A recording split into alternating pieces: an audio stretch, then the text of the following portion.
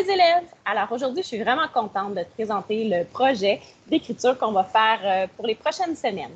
Alors, on va travailler le récit. C'est un genre de texte que j'aime beaucoup. Ça laisse place à l'imagination, à la créativité. Alors aujourd'hui, la stratégie que je vais te présenter, bien sûr, quand on commence un texte, c'est important de se trouver des idées. Alors, comment trouver des idées pour écrire un récit?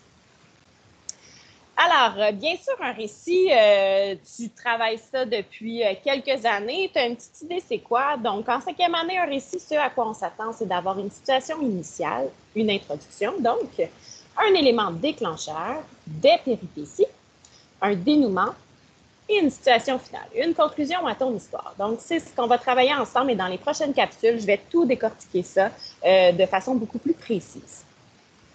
Donc, aujourd'hui, je vais te montrer comment trouver des idées si tu n'en as pas déjà, parce que ça se peut que tu aies déjà une idée en tête, mais si tu n'en as pas ou si tu veux voir autre chose, je te présente ça.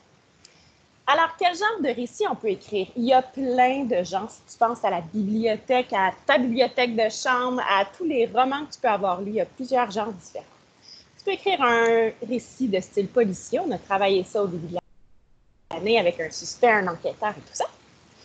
Ça peut être un récit de science-fiction. Alors ça, c'est quelque chose qui n'existe pas, avec peut-être des extraterrestres, des robots qui prennent le contrôle de la ville. Alors, ça peut être des idées.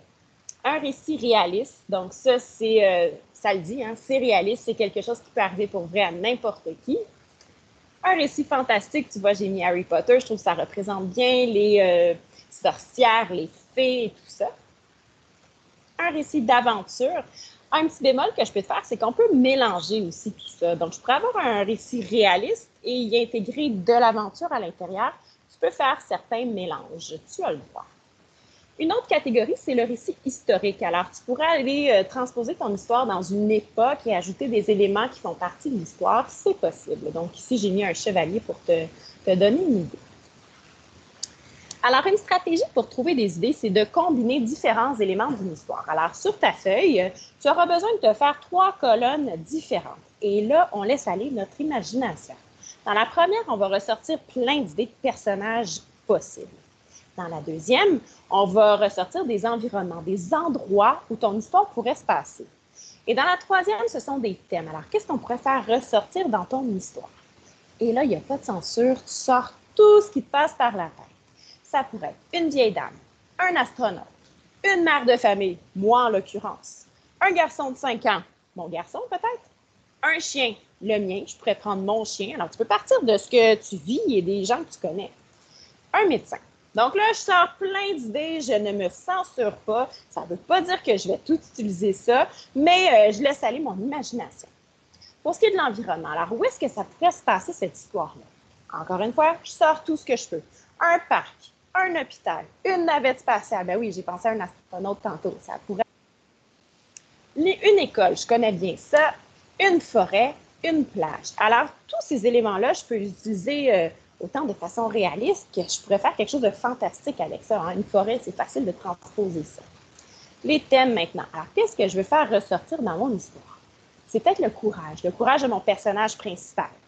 Ça pourrait être les différences, avoir des personnages qui ont des différences et qui, ensemble, réussissent à relever un défi.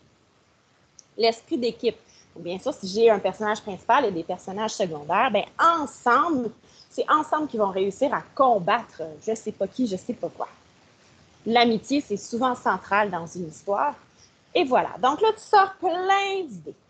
Par la suite, on fait un petit jeu. Donc, tu laisses aller ton imagination, tu choisis une idée dans chacune des colonnes et tu te demandes qu'est-ce qui pourrait arriver ici.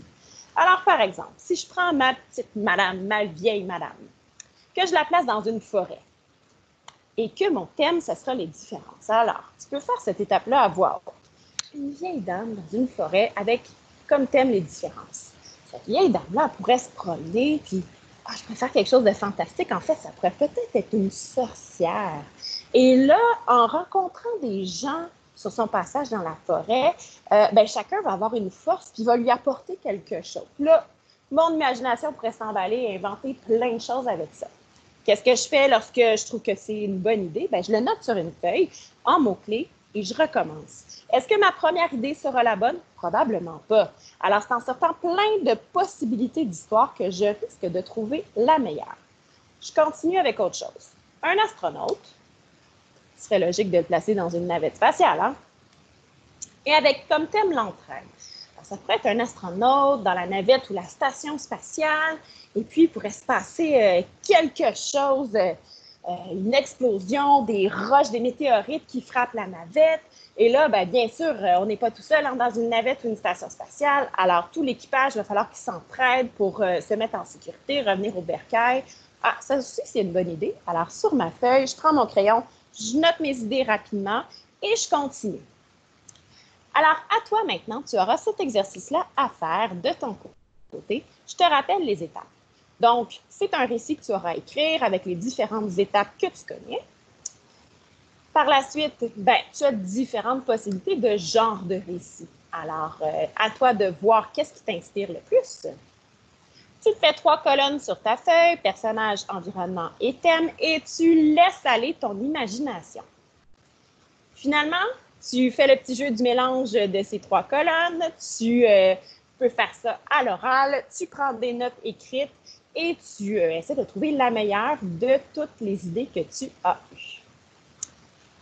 Alors, je t'ai présenté différents genres d'aventures, policiers et tout ça. Si jamais tu n'es pas très familier ou que tu veux un petit peu plus d'informations ou des exemples, sur le site d'AlloProf, il y a plusieurs explications. Alors, je t'invite à aller voir. C'est dans la colonne genre littéraire. Tu as juste à écrire ça sous la loupe et tu pourras avoir plusieurs informations.